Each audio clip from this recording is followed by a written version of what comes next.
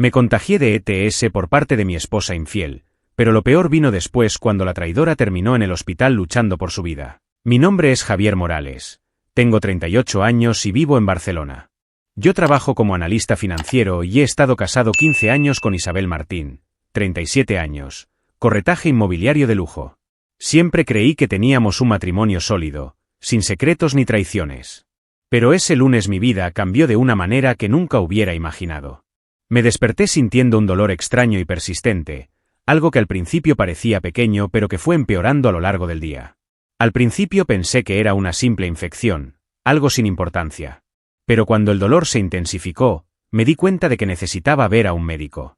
Y así fue como, sin previo aviso, me vi arrojado a la peor pesadilla de mi vida. En el hospital le expliqué los síntomas y le realicé las pruebas recomendadas. Mientras esperaba los resultados, traté de convencerme de que era algo trivial. Nunca he sido de los que me preocupan por las enfermedades. Siempre he cuidado mi salud. Pero cuando el médico entró en la habitación y me miró con expresión seria, sentí un escalofrío recorrer mi columna. «Diste positivo por gonorrea», dijo, directa y profesionalmente. Las palabras parecían no tener sentido. Me quedé allí, inmóvil, tratando de procesar lo que acababa de escuchar. ¿Cómo fue esto posible? Estoy casado, siempre he sido fiel. Algo andaba mal. No quería creer lo que eso significaba. El médico sugirió que mi esposa también se hiciera pruebas. En ese momento, un pensamiento apareció en mi cabeza como un rayo. Si no fui infiel, ¿quién trajo esta enfermedad a nuestro matrimonio? Mi corazón empezó a acelerarse y se me formó un nudo en la garganta. Isabel. La posibilidad me golpeó como un puñetazo en el estómago. Siempre confié en ella, nunca hubo ningún motivo para desconfiar. Pero ahora, por primera vez, comencé a cuestionarlo todo. La duda se extendió como veneno y no pude deshacerme de ella más. En el camino de regreso a casa, mi mente estaba en un torbellino. Empecé a recordar situaciones que antes me parecían normales, pero que ahora adquirieron un nuevo significado. Los frecuentes viajes por trabajo, las noches que llegaba tarde, los mensajes que borraba rápidamente del celular. Pequeños detalles que siempre había ignorado, pero que ahora parecían pistas evidentes. He sido ingenuo todo este tiempo. Un sentimiento de ira y traición comenzó a crecer dentro de mí. ¿Y si ella realmente me engañó? Necesitaba respuestas, pero no sabía cómo conseguirlas. Cuando llegué a casa, Isabel estaba sentada en el sofá, viendo la televisión, como si nada hubiera pasado. Sentí una mezcla de angustia y furia dentro de mí. Una parte de mí quería confrontarla de inmediato, exigirle explicaciones. Pero necesitaba andar con cuidado. ¿Y si me equivoqué? ¿Y si hubiera alguna explicación? Respiré hondo y decidí probar su reacción primero. Me senté a su lado, fingiendo estar tranquilo, y tiré el anzuelo. Necesito que hagas algunos exámenes conmigo. Ella frunció el ceño sorprendida. ¿Exámenes? ¿Por qué? Su tono sonaba vacilante. Quería creer que era solo confusión, pero algo en la forma en que me miró me provocó un escalofrío en la espalda. Miedo. Le tomó unos segundos responder, y en ese breve intervalo, mi mente ya estaba corriendo a 1 milla por minuto. Si no tiene nada que ocultar, ¿por qué dudó? Intenté mantener mi expresión neutral cuando dije que era solo un chequeo de rutina. Pero en el fondo sabía que eso era mentira. Quería ver su reacción, quería encontrar alguna pista que me ayudara a entender lo que estaba pasando. Isabel finalmente respondió diciendo que estaba bien, que no tenía ningún problema en realizar los exámenes. Pero la tensión en su rostro todavía estaba ahí. Estaba nerviosa. Lo noté en cada detalle, en la forma en que movía sus manos, en la mirada que evitaba encontrarse con la mía. Nunca fue buena ocultando emociones y ahora parecía estar tratando de ocultar algo. ¿Pero qué? Esa duda me carcomía. Fui al dormitorio y me tiré en la cama, mirando al techo.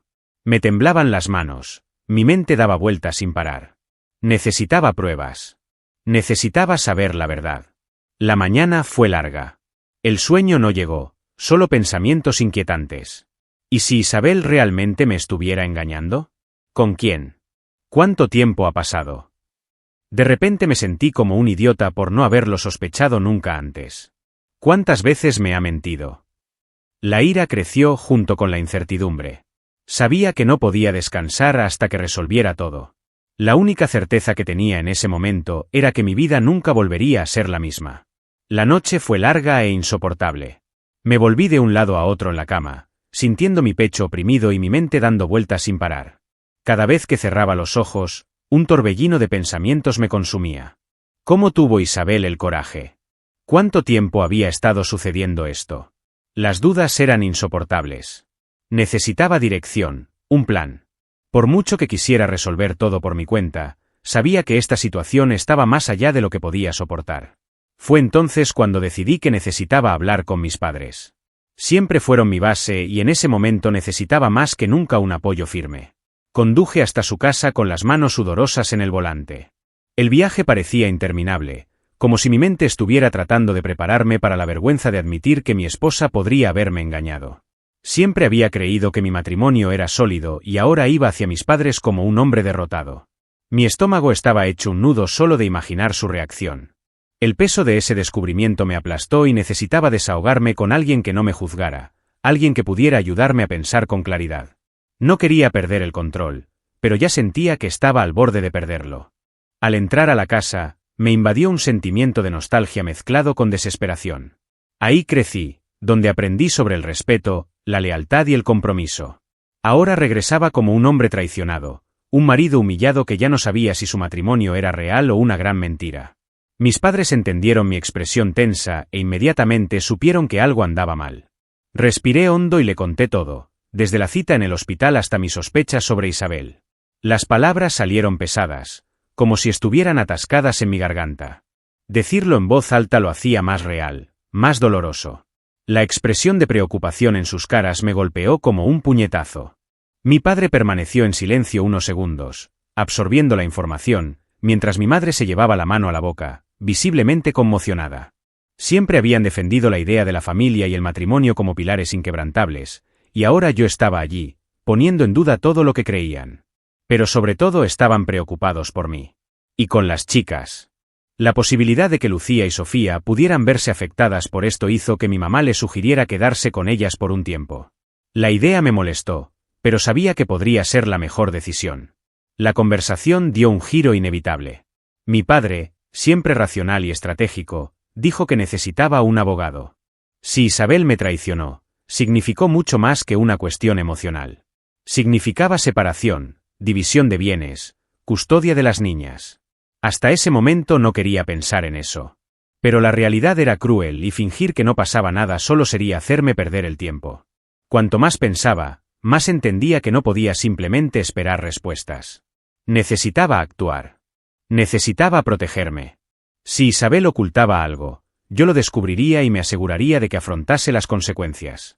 Salí de casa de mis padres con un peso aún mayor sobre mis hombros, pero con una decisión tomada. No me quedaría quieto. Si hubo traición, encontraría pruebas. Si hubiera secretos, los revelaría. Mi matrimonio ya no era lo que pensaba y lo único que me quedaba ahora era la verdad. No era el tipo de hombre que aceptaba ser engañado. Si Isabel hubiera tirado nuestro matrimonio a la basura, me aseguraría de demostrarle que no se saldría con la suya. La confianza había sido destruida y solo quedaba el deseo de justicia. De camino a casa, me di cuenta de que aquella conversación con mis padres había marcado un antes y un después en mi vida. Antes yo era un marido que confiaba en su esposa, un hombre que creía en el amor y la fidelidad. Ahora, yo era alguien que veía todo con recelo, que necesitaba buscar pruebas y armarme contra la mujer que decía amarme. El Javier de ayer había muerto. Lo que quedaba ahora era alguien dispuesto a luchar para no quedarse atrás. Cuando estacioné frente a mi edificio, sentí un escalofrío recorrer mi espalda. Sabía que entrar a esa casa y mirar a Isabel a los ojos, sin demostrar lo que sabía, sería un desafío. Pero, sobre todo, sabía que esto era solo el comienzo. La guerra estaba a punto de comenzar y no tenía intención de perder. Mi cabeza todavía estaba sumida en un caos después de la conversación con mis padres, pero sabía que no podía detenerme allí. Necesitaba respuestas concretas. Las sospechas no eran suficientes para tomar decisiones drásticas y no iba a precipitarme sin pruebas. Por eso, al día siguiente, seguí el consejo de mi padre y programé una reunión con un abogado de divorcios. Alejandra Sánchez. En el fondo, todavía no quería creer que mi matrimonio estaba condenado al fracaso, pero sabía que necesitaba prepararme para cualquier escenario. Si Isabel realmente me traicionara, no permitiría que se aprovechara de mí. En el despacho del abogado sentí un extraño malestar. Nunca imaginé que algún día estaría ahí, hablando de separación y traición como si de un contrato de trabajo se tratara. Le conté todo lo que sabía hasta ese momento, tratando de mantener la calma. Alejandra me escuchó atentamente, tomando nota de cada detalle. Cuando terminé, respiró hondo y dijo algo que me tomó por sorpresa. Antes de hablar de hacer trampa, debemos entender la parte financiera. ¿Sabe todo sobre el dinero de su esposa? La pregunta me hizo detenerme. Nunca he sido de los que husmean en las finanzas de Isabel, pero tal vez debería haber prestado más atención. Siguiendo las indicaciones del abogado, comencé a buscar documentos, extractos bancarios y cualquier pista que pudiera indicar algo inusual. Pasé la noche revisando cada detalle, cada transacción, hasta que finalmente algo llamó mi atención. Una cuenta bancaria que nunca había visto antes. Una cuenta secreta, a nombre de Isabel, con casi 1 millón de euros acumulados a lo largo de los años. Mi corazón se aceleró. Sabía exactamente cuánto dinero entraría a nuestra casa y esa cantidad no tenía sentido. ¿De dónde vino este dinero? ¿Qué más me ocultaba Isabel? Al día siguiente le llevé la información a Alejandra, quien analizó todo con la frialdad de quien ha visto este tipo de situaciones en innumerables ocasiones. Esto puede indicar que su esposa se ha estado preparando para separarse durante mucho tiempo. Dijo sin rodeos. Me temblaban las manos. La traición ya era insoportable, pero la idea de que Isabel tuviera un plan de fuga bien concebido era aún peor. Era como si, durante años, yo hubiera sido un mero detalle en su vida, un compañero mientras ella organizaba su libertad financiera a mis espaldas. La única manera de descubrir toda la verdad era reunir pruebas concretas. Si Isabel estaba escondiendo dinero, podría estar escondiendo mucho más. Fue entonces cuando Alejandra sugirió algo que, hasta ese momento, nunca hubiera considerado: contratar a un investigador privado. La idea me pareció absurda al principio, pero la verdad es que ya no podía confiar en que Isabel me dijera la verdad. Necesitaba que alguien la siguiera, descubriera con quién estaba y uniera las piezas de este rompecabezas. Decidí seguir adelante con la investigación. Esa misma tarde contacté a un detective recomendado por el abogado. Un hombre discreto, directo al grano. Di toda la información necesaria, describí los hábitos de Isabel, sus viajes y su agenda. Anotó todo sin mostrar sorpresa alguna, como si ya hubiera resuelto cientos de casos como el mío. Antes de irse me miró a los ojos y me dijo: si hay algo que encontrar, lo encontraré. Las palabras seguían resonando en mi cabeza. Quería que se equivocara, pero algo me decía que no lo estaría. En los días siguientes intenté actuar con normalidad, pero dentro de mí algo ya había cambiado. Miré a Isabel y ya no vi a mi esposa. Vi a un extraño. Cada una de sus sonrisas me parecía falsa, cada toque parecía ensayado. Quería creer que todo había sido un gran error, pero el peso de esa cuenta bancaria secreta me decía lo contrario. Estaba ocultando algo y pronto descubriría exactamente qué. Lo que antes era solo una sospecha se estaba convirtiendo ahora en una guerra silenciosa. Si Isabel pensaba que podía engañarme para siempre, estaba a punto de darse cuenta de que yo no era tan ingenuo como imaginaba. Los días siguientes fueron una mezcla de tensión y expectación. El investigador ya estaba en el campo y yo esperaba ansiosamente alguna noticia. Mientras tanto, intentaba mantener la normalidad en casa, pero era imposible ignorar la sensación de que todo lo que me rodeaba era mentira. Isabel siguió actuando con normalidad, como si nada hubiera pasado. Su sonrisa, sus gestos, incluso la forma en que me besó antes de salir a trabajar parecían ensayados. ¿Sabía ella que yo sospechaba? ¿O estaba tan acostumbrada a mentir que ni siquiera se molestó en ocultarlo? Al final de la tarde, cuando estábamos solos mis hijas y yo en casa, recibí un nuevo golpe. Estábamos cenando juntos cuando Lucía, mi hija mayor, 14 años, publicó un comentario aparentemente inocente. Mamá ha estado hablando mucho por teléfono últimamente. A veces, cuando entro en la habitación, cuelga rápidamente y parece nerviosa. Mi corazón se aceleró. Intenté no mostrar nada, pero eso fue una confirmación de lo que ya temía. Miré a Sofía, mi hija menor, 13 años, y le preguntó si ella también había notado algo extraño. Ella dudó un momento y luego murmuró: ella sale mucho los fines de semana, y no siempre dice a dónde va. Intenté mantener la calma, pero por dentro estaba hecho un desastre. Si incluso mis hijas se dieron cuenta de que algo andaba mal, eso significaba que Isabel ni siquiera se propuso ocultarlo adecuadamente. La conmoción se mezcló con una ira creciente. Ella no solo me estaba engañando a toda la familia. Mi mente empezó a conectar los puntos. Los viajes, los horarios extraños, el teléfono desconectado, y ahora, las palabras de mis propias hijas. Todo indicaba que Isabel estaba involucrada en algo mucho más grande que una simple aventura fugaz. Esa noche cerré la puerta del dormitorio y me permití enfrentar una nueva duda que me perseguía desde el momento en que surgió la sospecha. ¿Realmente Lucía y Sofía eran mis hijas? Fue una pregunta cruel y devastadora. Pero ahora, después de todo lo que había descubierto, ¿cómo podría ignorar esta posibilidad? Isabel podría haberme estado mintiendo durante mucho más tiempo del que creía.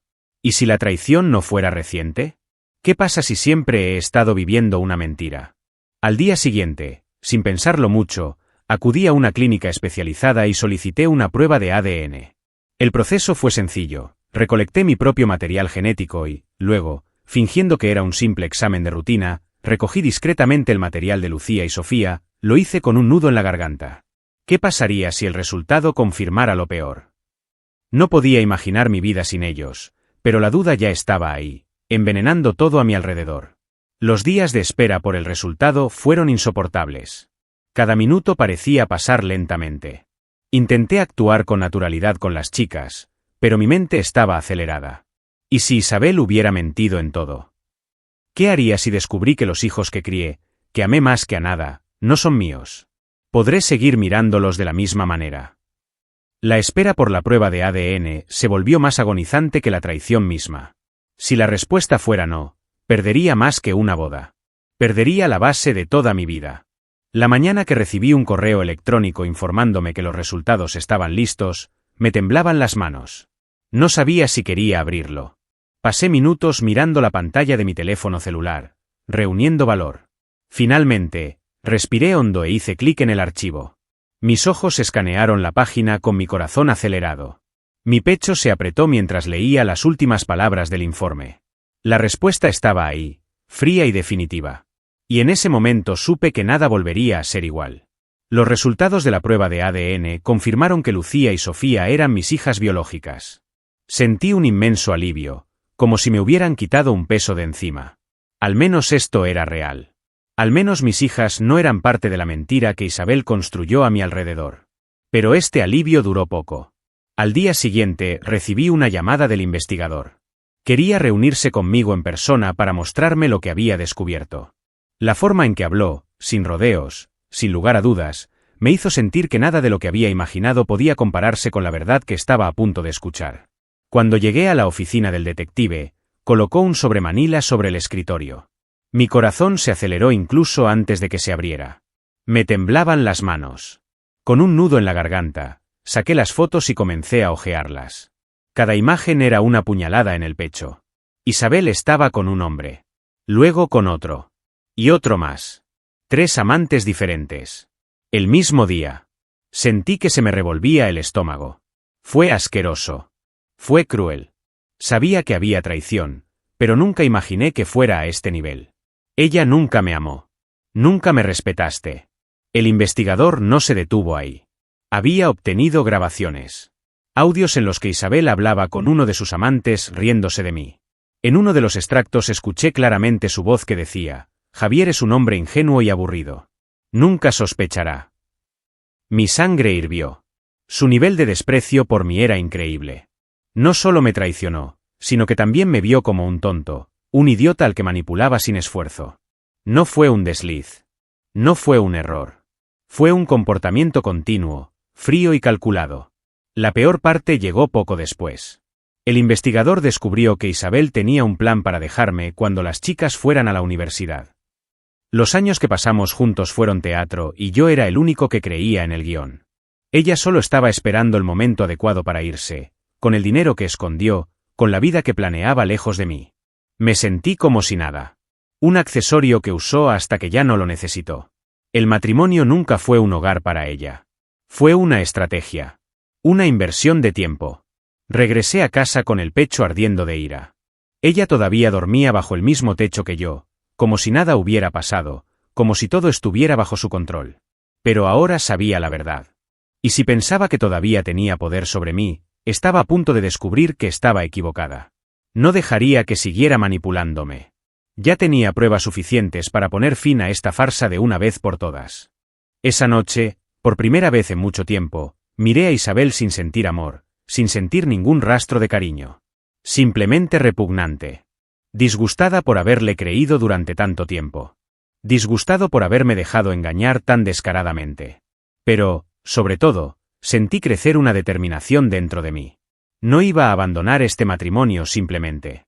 Me iba a asegurar de que ella pagara todo. Me tumbé en la cama junto a ella, escuchando su tranquila respiración. Ella no tenía idea de lo que se avecinaba. Después de descubrir toda la verdad, cada día con Isabel se volvió insoportable. Yo lo sabía todo, pero ella todavía pensaba que tenía el control de la situación. Fingir ser normal era un desafío, pero tenía que andar con cuidado. Ya había consultado al abogado y estaba preparando mi salida, asegurando que Isabel no tuviera ninguna posibilidad de revertir nada a su favor. Pero, antes de que pudiera tomar la iniciativa, el destino lo hizo de forma brutal. Una tarde recibí una llamada inesperada. Era del hospital. Isabel había sufrido un grave accidente de coche en el cruce de Gran Vía y Passeig de Gracia. El impacto fue violento y quedó en coma inducido médicamente. Mi primer instinto fue sentir una mezcla de conmoción y alivio. ¿Estaba mal pensar así? Después de todo lo que ha hecho, ¿debería seguir preocupándome? Pero por mucho que la odiara, ella seguía siendo la madre de mis hijas. Y en ese momento supe que tenía que estar allí para ellos, independientemente de lo que sintiera por Isabel. Cuando llegué al hospital, el equipo médico me llamó para hablar. El accidente había sido grave, pero lo que me contaron después me pegó como un puñetazo en el estómago. Durante las pruebas encontraron señales de que Isabel podría estar infectada con VIH. Mi cuerpo se congeló. La traición ya me había destruido por dentro, pero ahora había algo peor. Mi salud estaba en riesgo. Lo único que quería era deshacerme de Isabel, pero ahora podía llevar un recuerdo de ella por el resto de mi vida. Salí del hospital aturdido y conduciendo sin rumbo. ¿Cómo había llegado mi vida a este punto? No solo había sido traicionada y engañada, sino que ahora podía estar condenada a pagar por un error que ni siquiera era mío. La humillación parecía no tener fin. Si Isabel destruyó mi matrimonio, ahora podría haber destruido también mi salud.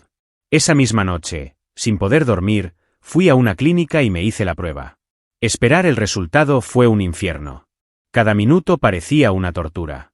Mi mente revivió cada momento del abandono de Isabel, cada risa que tenía por teléfono, cada noche que llegaba tarde a casa sin explicación. ¿Será que mientras yo creía vivir un matrimonio fiel, ella me estaba sentenciando a algo irreversible? Los días siguientes fueron los más angustiosos de mi vida. El miedo era asfixiante. Al mismo tiempo, algo dentro de mí me decía que, independientemente del resultado, ya no podía posponer lo que había que hacer. Mi decisión ya estaba tomada. No esperaría más. Tan pronto como tuviera los resultados de la prueba, pondría fin a esta historia. Para siempre. Los días de espera por los resultados de las pruebas fueron insoportables. Cada minuto parecía una frase. Pero cuando finalmente recibí la respuesta, sentí un alivio indescriptible. La prueba resultó negativa. Estaba limpio. Por primera vez desde que todo empezó, respiré profundamente sin sentir un nudo en la garganta. Pero este alivio no borró lo sucedido. Nada podría borrarlo. Ahora, más que nunca, sabía que necesitaba poner fin a este ciclo de una vez por todas. Y lo haría mirando a Isabel a los ojos. Fui al hospital al día siguiente. Isabel seguía inconsciente, conectada a máquinas y con el rostro magullado por el impacto del accidente. Ver esa imagen no me trajo ninguna compasión. Ya no sentía nada por ella. Ni ira ni tristeza. Solo un vacío. Ella misma destruyó todo. Cuando los médicos dijeron que podría despertar pronto, tomé mi decisión. Estaría allí cuando sucediera. No para ella, sino para mí. Necesitaba que ella viera en mis ojos que no había vuelta atrás. Al tercer día Isabel abrió los ojos. Le tomó un tiempo orientarse y tan pronto como me vio, intentó hablar, pero su voz era débil. Sus ojos se llenaron de lágrimas. Tal vez fue culpa, tal vez fue miedo. Pero no me importó. Tomé los papeles del divorcio y los coloqué sobre la mesa al lado de la cama. Ella miró los documentos y luego a mí, como si no pudiera creer lo que estaba viendo. Javier, por favor. La voz se ahogó, una súplica en la expresión. Pero ya no era ese hombre ingenuo. Intentó justificarse, intentó hacerse la víctima, pero sus palabras no significaron nada para mí. Pidió perdón. Rogó por una segunda oportunidad. Dijo que podía cambiar, que todo había sido un error, que todavía me amaba. Pero, ¿cómo alguien a quien amas hace lo que hizo? ¿Cómo puede alguien que ama engañar y reírse de su propio marido? No me dejaría engañar por falsas promesas. La única respuesta que di fue una mirada fría. Antes de partir le informé a Isabel que ya le había alquilado un departamento, que nuestras hijas se quedarían conmigo y que el acuerdo era claro. Estaba dejando esa relación con todo lo que me pertenecía. Perdió su matrimonio, su estabilidad, el respeto de sus hijas. Lo perdió todo por su propia codicia. Cuando le di la espalda para irme, escuché su respiración entrecortada. Sabía que esta vez no había vuelta atrás. Cuando salí del hospital sentí el viento frío de Barcelona golpearme la cara. Esta vez no hubo más dudas ni inseguridades. El pasado se quedó en esa habitación del hospital. Finalmente fui libre. 3 meses después, el divorcio se concretó oficialmente. Fue un proceso más rápido de lo que esperaba. Tal vez porque Isabel sabía que no tenía a dónde huir. Las pruebas en su contra eran incontrovertibles. Al final, el tribunal me ordenó conservar la mitad del dinero que ella había escondido a lo largo de los años. Irónico. Lo que ella había reunido a mis expensas para un futuro sin mí ahora, se convirtió en parte de mi nuevo comienzo. Pero el dinero nunca fue el problema. Lo que realmente importaba era que finalmente estaba libre de la mentira que durante tanto tiempo había llamado matrimonio. Mi mayor preocupación eran mis hijas. Lucía y Sofía tardaron un poco en procesar todo. Por mucho que sabían que algo andaba mal, la confirmación de la traición de su madre los sacudió profundamente. Durante un tiempo evitaron a Isabel. Su dolor fue mayor que cualquier cosa que pudiera imaginar. Y no podía culparlos. No era solo el matrimonio lo que había sido destruido. Era la imagen de la madre que tenían. Pero sabía que, por difícil que fuera, el tiempo les haría encontrar la manera de afrontarlo.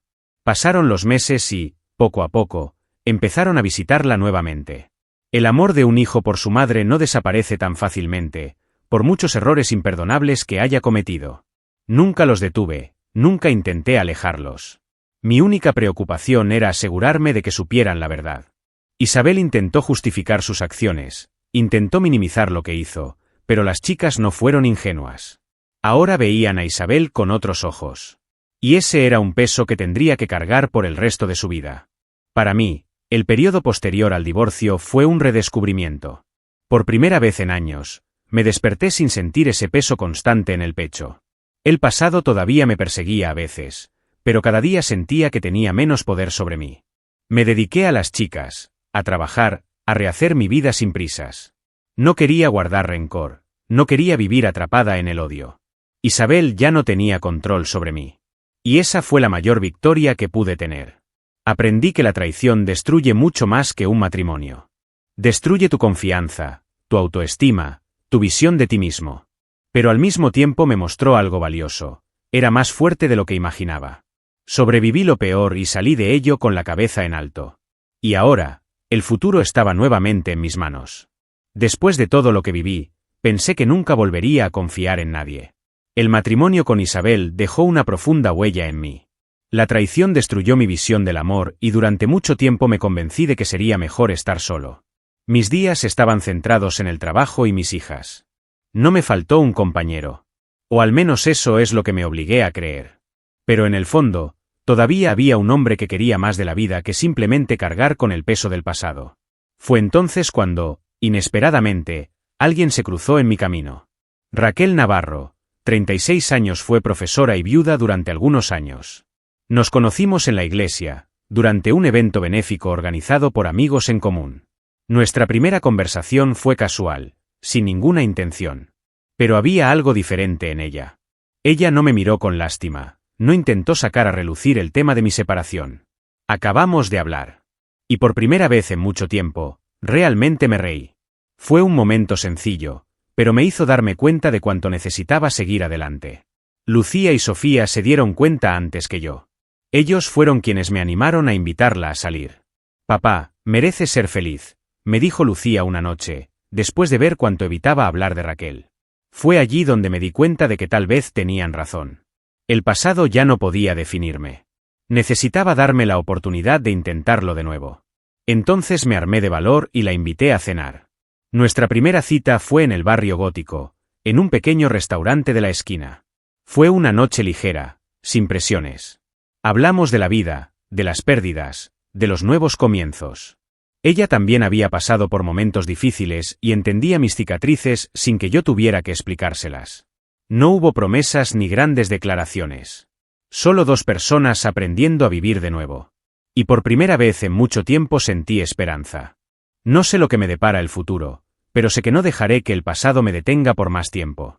La traición de Isabel fue el punto final de un capítulo de mi vida, pero no es el final de mi historia.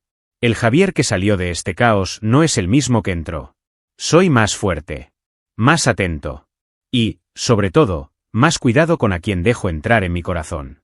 Pero eso no significa que tenga que vivir a la sombra de lo que pasó. Empezar de nuevo no se trata de olvidar, sino de aprender a seguir adelante sin cargar con pesos equivocados. Y esa noche, cuando me despedí de Raquel con una sonrisa sincera, me di cuenta de que por primera vez en años, estaba realmente lista para seguir adelante. Si te gustó la historia, no olvides darle like al vídeo, suscribirte al canal y contarnos en los comentarios tu opinión. También dinos desde qué ciudad nos estás viendo. Tu participación es muy importante para ayudarnos a traer más historias como esta. Hasta la próxima.